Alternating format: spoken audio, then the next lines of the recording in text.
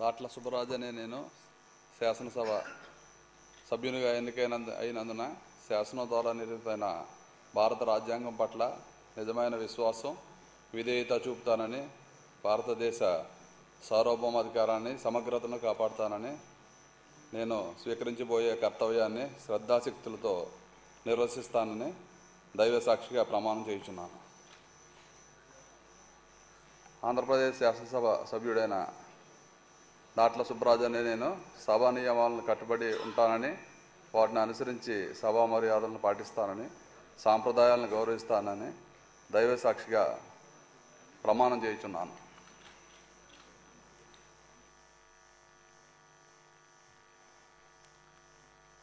Shri Sudhakar Yadav Putta.